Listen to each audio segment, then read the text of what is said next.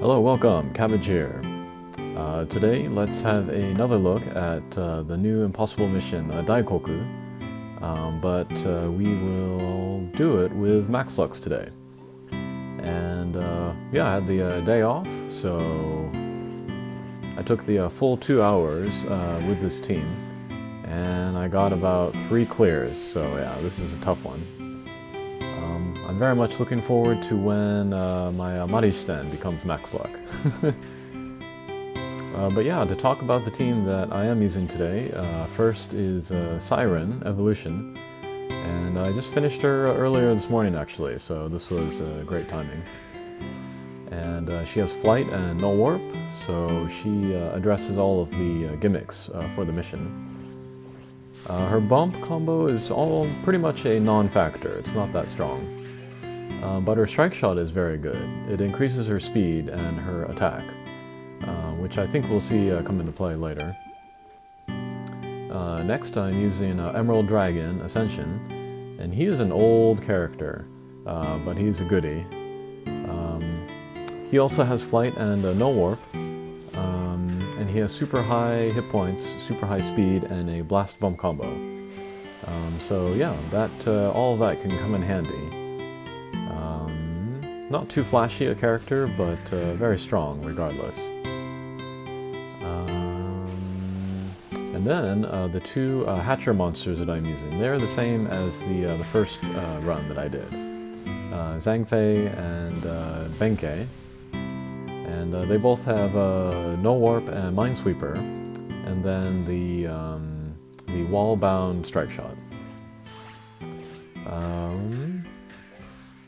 Yeah, and then I say this like every video I do, I feel like, but drop monsters, they don't do as much damage as Hatcher monsters, so the super high damage output that you get from the wall-bound Strike Shot, that's going to be the main source of damage later in the mission, so we'll try to save those as much as possible. Okay, so I'm pretty familiar with the mission now, so I can speak better to like the attacks of the enemies. And then, whoops. Yes, the mines do a lot of damage here. So when we are ability locked, we want to be very careful about who does what and goes where. And then these face guys, these mask guys in the first few stages, they don't do any attacks besides the throwing out the mines. So if we have just one of those left, then we can stall for hit points like I'm doing now, or strike shots if you like. It's not really necessary to stall for Emerald Dragon or Siren Strike Shot, so if you have the other 2 up, then you can go ahead and go to the next stage. Yikes, there goes the mines again.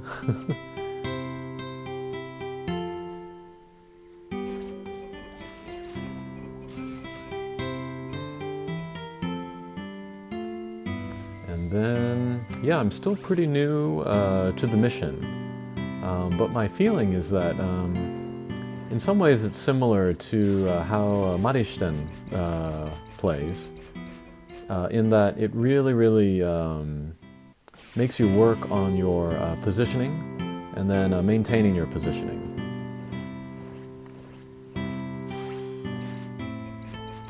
But there are similarities in this mission to all kinds of missions. Bishamonten is another one, where you try to move in order to get as much healing as much as possible, while doing as much damage as possible. Okay, well I hope you saw that angle that Siren just went in. We want to get the Praetas within the first 5 turns, and then one way that we can do it, of course, is to just wedge in between the wall and the Praeta, just directly. Another way is to use the wolf as a sort of an entryway into, I don't know how to say it. I used the staircase analogy in the past video. But if you get in the shallow angle, and then you just, you know, hit the wolf in between the wall, then it'll kind of automatically get you into the wall next to the Preda. So that's that's kind of an easy-ish, guaranteed-ish way to get rid of those Predas. Yeah, without those wolves next to the Predas, I think the mission would be even harder, so we should be thankful for that. And then there are 2 mini-boss stages of this style that we're doing now, and there's no healing, so we want to be very careful about the placement of our characters. And then the first 2 turns, the enemy's first 2 turns, those are the most dangerous because the boss does the short-range attacks, and then after that, Daikoku will move, and then after she moves, that turn after, she will do another short spread. So the first 2 turns of the mission, stay away from Daikoku, and then stay away from Daikoku the first turn after they move. Yeah, so here, Siren is in a bad place, so we'll try to move her so that she is farther away from the boss. And I think that'll work. Alright, good. So she didn't get the spread. And then you can just go straight after the boss. You can even get right next to the boss to attack. It also has a X laser, but it doesn't do too much damage, so we don't need to worry about it. Okay.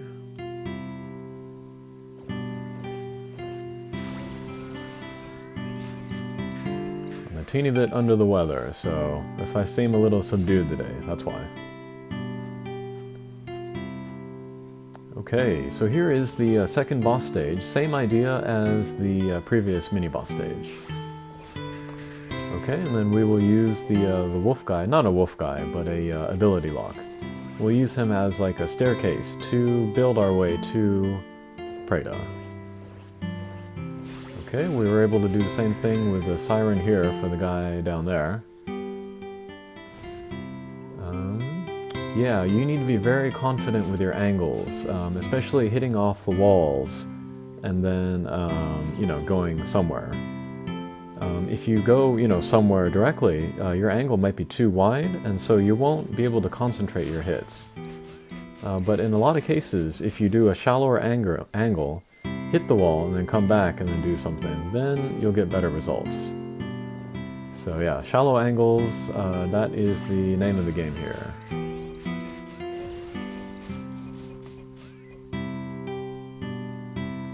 Okay, so we avoided that spread, that's good.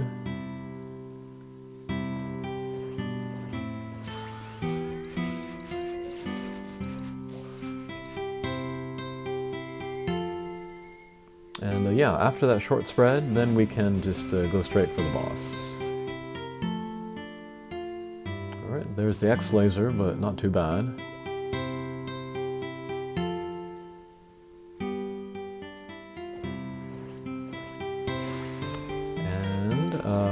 I feel like Zhang Fei's bump combo is actually pretty strong.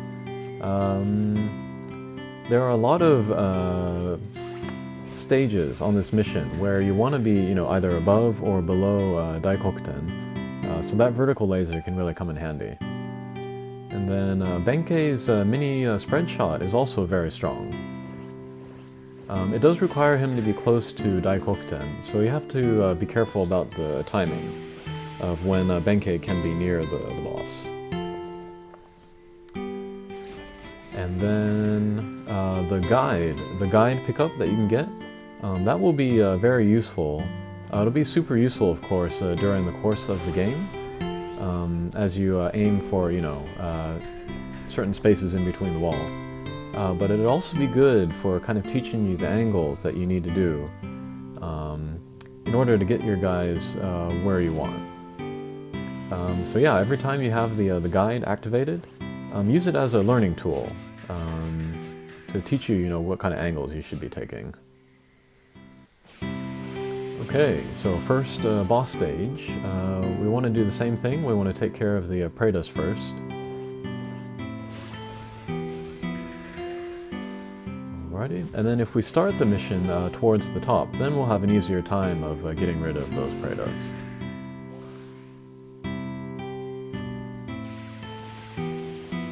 And then kind of the safest zone to be is above Daikoku. Because if you're there, you can, do the up and down attack, and also hit the healing wall so that you can keep your hit points up. And then I found out that you can use the masks on the side as kind of a launching point. If your guys, they start out, too far out from Daikoku that they're not above it, you can use the masks. You can just hit the edge of the mask, and then come up, and then you'll come down again on top of Daikoku, and then you'll enter that safe zone again. So yeah, don't worry about hitting the masks just the one time in order to get on top of Daikoku. They can take quite a few single hits, so even with a mine, so I wouldn't worry about it. Okay. Zhang Fei is in the safe zone, so she can move pretty freely above Daikoku. And then, of course, we don't want our guys to be towards the bottom, because that is where Daikoku does the move-around explosion that paralyzes our guys. Alright, so we'll use the guide here. My angle was a little bit too shallow there. But hopefully I'm getting the message across, where you want to hit just the edge of the mask and then come up, and so that you're above Daikoku. However, if you do get guys underneath Daikoku, and then it's later than that move-around explosion, then it can be worth going after Daikoku underneath them.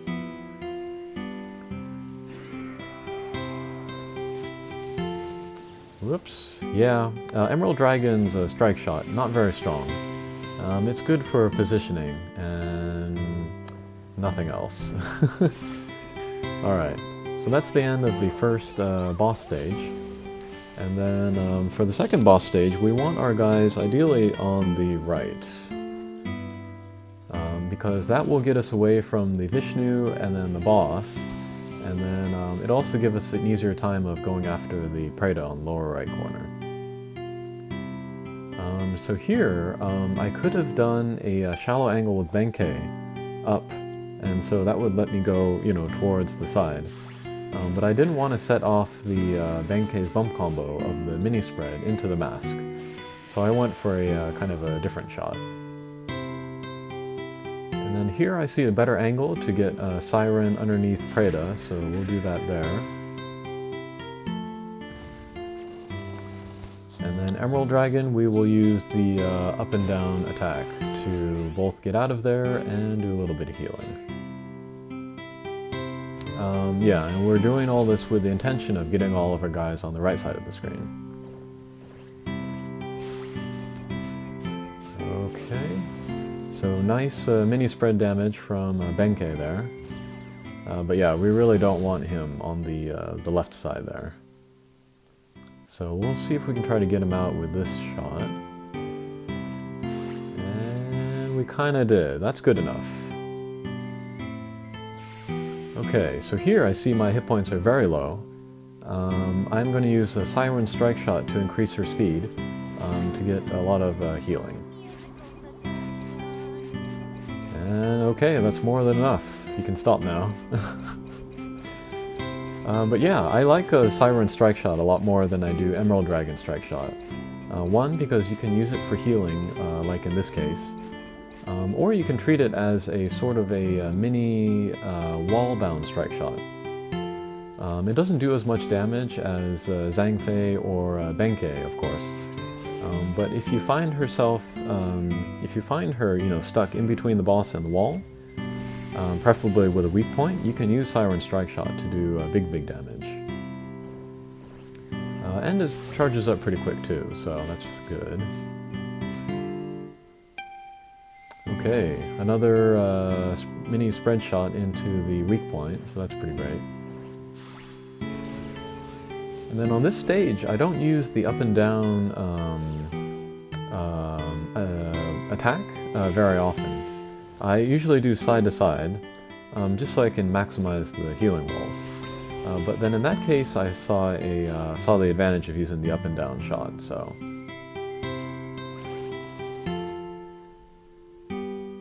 Okay, side to side. Well, I was hoping to get more of the healing wall, but we had the irregular bound. And then for the last stage, to do big damage against the boss, you want your guys at the top of the screen. But to get rid of the Pretas, you want to be at the bottom of the screen.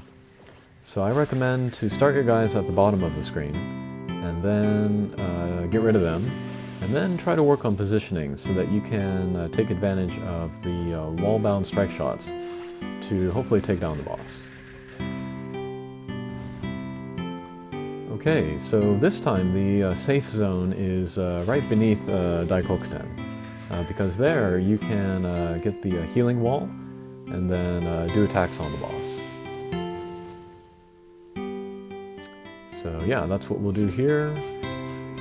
But yeah, very little damage.